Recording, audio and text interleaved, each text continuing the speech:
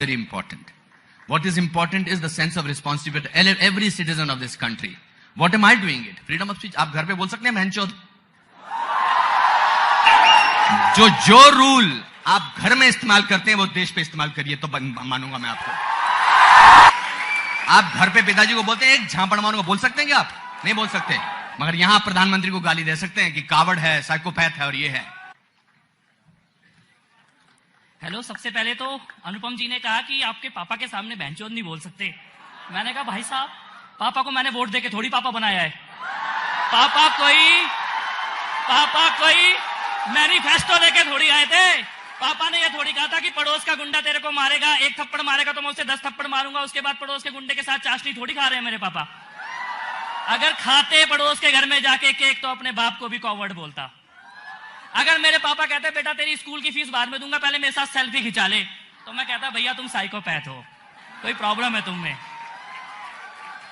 और एक बात कहना चाहता हूं मैं, भैया मन की बात एक ही आदमी कर सकता है क्या? इस देश में हम सब कर सकते हैं अपने अपने मन की बात. हमें छूट मिलनी चाहिए मन की बात करने की.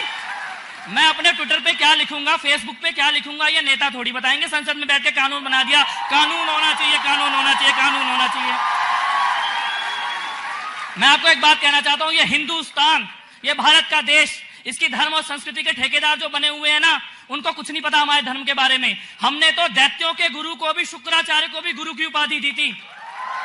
हमने कहा चारवाक, जो हमारी संस्कृति, हमारी फिलॉसफी के बिल्कुल अगेंस्ट, कंज्यूमरिज्म और मैटरनिज्म की बात करते थे, उनको भी हमने बोला महर्षि चारवाक हैं. कबीर बनारस के घाट में पंडों के बीच में, पुजारियों के बीच में खड़े होकर बोलते हैं, पाथर पूछे हरी मिले तो मैं पूजू पहाड़. और उसके बाद भी कोई उन्हें कुछ नहीं बोलता. मुगलों के राज में वो फकीर खड़ा होकर कहता है, काकर पाथर जोड़ के मस्जिद लई बनाए, ताचड़ी मुल्ला बांग दे क्या बहरा हुआ खुदाए. उसके बाद भी कोई उन्हें यह नहीं कहता. कबीर को कोई यह नहीं कहता पाकिस्तान चले जाओ तुम नक्सलवादी हो, जंगली हो, पाकिस्तानी हो. कोई नहीं कहता कबीर को. ये हिंदुस्तान के अंदर ये जो शुरुआत है ना फ्रीडम ऑफ एक्सप्रेशन को रोकने की, ये इंदिरा गांधी ने शुरू की.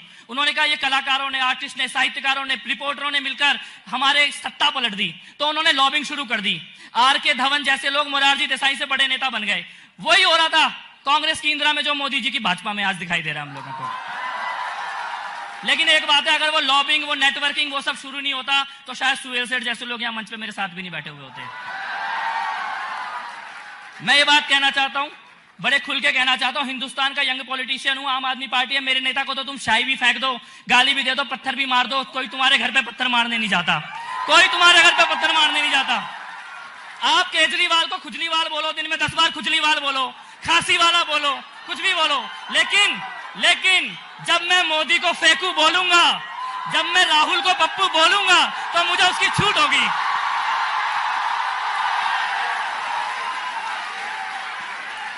मैं यही कहना चाहता हूं, ये छूट हो. आप मोदी मोदी चिल्लाओ, आपको छूट है, इसके लिए तुम्हें जेल में थोड़ी डाल देंगे.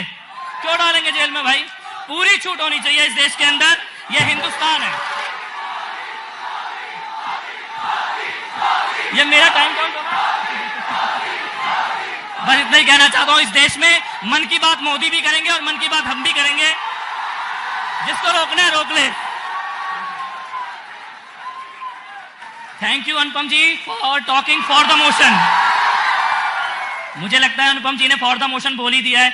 हम भी तो यही कह रहे हैं, इग्नोर करो, तमाशा क्यों करते हो, कोई क्या बोल रहा है उसे भूल जाओ. हम भी यही कह रहे हैं साहब. छोटी सी बात है, जो किताब लिखता है, जो पेंटिंग बनाता है, जो गीत गाता है, जो नाटक करता है, जब आप उसके जलाने जाते हो, पत्थर फेंकने जाते हो, बैन करने जाते हो, उल्टा वो आपको मारने नहीं आता कभी भी. ये थोड़े से लोग हैं जो हर्ट होते हैं, जिनके सेंटिमेंट्स हर्ट होते हैं, जो कहते हैं मूवी बैन कर दो, किताब जला दो. ये कितने लोग हैं? जितनी मूवी बैन की जाती है सारी 400 करोड़ से ज्यादा का बिजनेस करती है हिंदुस्तान के अंदर. मैं ये कहना चाहता हूं, फ्रीडम ऑफ स्पीच. अगर आप ये बोलते हो हैदराबाद यूनिवर्सिटी राजद्रोहियों का अड्डा बन गई है, जेएनयू देशद्रोहियों का अड्डा बन गई है, अलीगढ़ देशद्रोहियों का अड्डा बन गई है, तो सारे अग्नि, पृथ्वी, त्रिशूल मिसाइल हमारे स्टूडेंट के ऊपर ही छोड़ दो फिर. मैं ये कहना चाहता हूं, आज की तारीख में as an elected young politician of this country, we will not let you run India in 2016 by the rules written in 1992.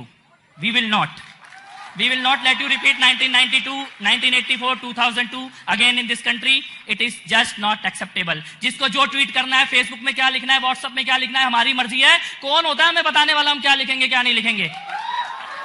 तो मुझे लगता है ये हिंदुस्तान है, 2016 का हिंदुस्तान है, हम रिस्पॉन्सिबल हैं, यस वी नो। और अगर किसी को हमारे अगेंस्ट बोलना, he is also free to write. इसमें ये बैन करना, आग लगाना, प्रदर्शन करना, पाकिस्तान चले जाओ, जंगल चले जाओ, मेरे को लगता है ये राजनीति अब बंद होनी चाहिए। यहाँ जितने लोग खड़े हैं हम सबको पता है हमारा ओपिनियन क्या है और कैसे उसे शेयर करना है। That's it, thank you.